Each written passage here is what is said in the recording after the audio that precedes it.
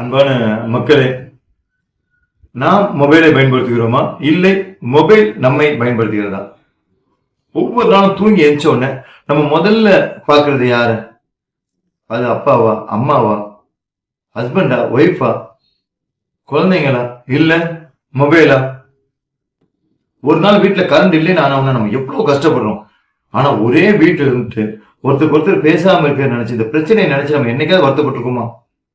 பிரச்சனை மொபைல் போன்ல இல்ல, அதை பயன்படுத்தும் விதத்தில் தான் இருக்கு. குடும்பத்தோடு இருக்கும்போது மொபைல், ஃப்ரெண்ட்ஸோடு இருக்கும்போது மொபைல், சாப்பிடும்போது மொபைல், தூங்குக்கு முன்னாடி மொபைல், தூங்கி எந்திரிச்ச உடனே மொபைல்.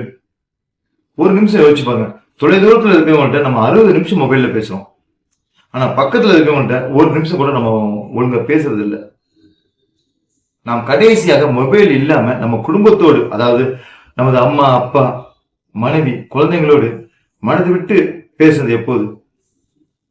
நம்ம பேசுற மொபைலு ஒரு நாள் பழசாகி அந்த போனை நம்ம தூக்கி போட்டு புது மொபைல் நம்ம வாங்கிடுவோம். ஆனா நமக்காக உண்மையிலே காத்துட்டு இருக்கோம் நம்ம குடும்பத்தோடு, அதாவது நம்ம அம்மா, அப்பா, மனைவி, குழந்தைங்களோடு செலவிடாமல் விட்ட நேரத்தை நீங்க எவ்வளவு பணம் கொடுத்தாலும் திரும்பி வாங்க முடியாது. தொழில்நுட்பம் நமக்கு தேவை, நான் அது இல்லைன்னு சொல்லவே முடியாது. அது நமது வாழ்க்கையை எளிதாக்கும், அதுவும் இல்லைன்னு சொல்லவே முடியாது. ஆனா நம்மை உண்மையாக நேசித்தவர்களை விட தொழில்நுட்பத்தை பெரிதாக்க வேண்டாம். மொபைல் போனை கொஞ்ச நேரம் விட்டு வைப்போம். நமக்காக வாழ்ந்தவர்களுடன், நம்மை உண்மையா நேசித்தவர்களுடன், நம்மை மனதார நேசித்தவர்களுடன் வாழ்வோம்.